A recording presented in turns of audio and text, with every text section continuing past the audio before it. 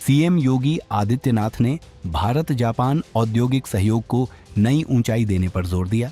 उन्होंने कहा कि जापानी तकनीक और यूपी के मजबूत मैन्युफैक्चरिंग इकोसिस्टम से बड़े निवेश और रोजगार के अवसर पैदा होंगे। एस्कॉर्ट कुबोटा परियोजना में 2000 करोड़ रुपए से अधिक का निवेश और करीब 4000 रोजगार प्रस्तावित हैं। सीएम ने जापानी कंपनियों से यूपी को अपना दूसरा औद्योगिक घर बनाने की अपील की और factory, R&D, skill development centre of global supply chain स्थापित करने का आह्वान किया। उद्देश्य इस सहयोग को अनुसंधान की सीमाओं से आगे ले जाकर पायलट प्रोजेक्ट्स, टेक्नोलॉजी के रियल एप्लीकेशन तक कमर्शियल प्रोडक्शन तक ले जाना है। आज 2000 करोड़ रुपए से अधिक का एस्कॉर्ट कुबोटा परियोजना में लगभग 4000 रोजगार सृजन की जो संभावना विकसित हुई है। इसके प्रथम चरण में प्रतिवर्ष 60,000 ट्रैक्टर और 15,000 कंस्ट्रक्शन इक्विपमेंट के उत्पादन की क्षमता प्रस्तावित की गई है।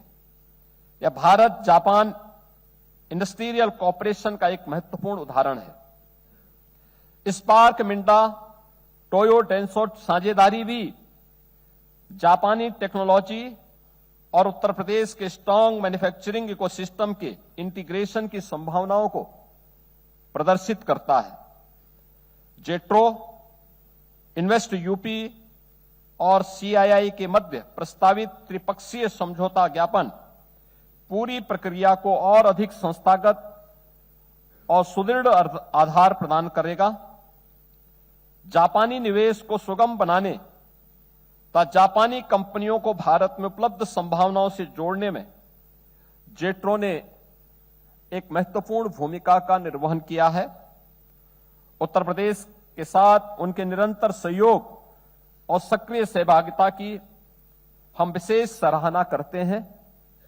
मैं जेट्रो को आमंत्रित करता हूं कि उत्तर प्रदेश के इकोनॉमिक ट्रांसफॉर्मेशन में हमारे स्ट्रेटेजिक पार्टनर के रूप में और अधिक निकटता से वह कार्य करे।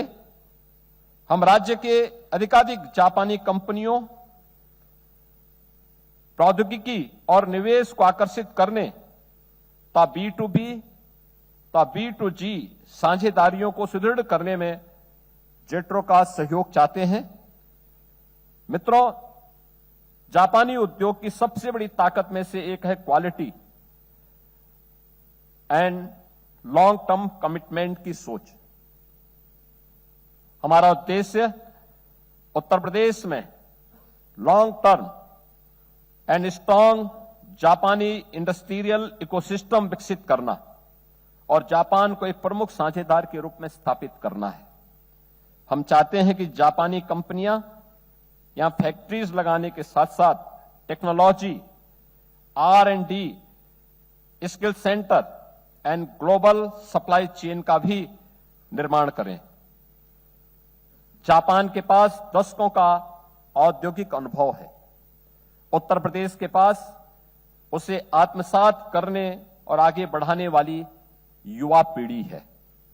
हम चाहते हैं जापानी कंपनियां उत्तर प्रदेश को अपना सेकंड इंडस्ट्रियल होम माने।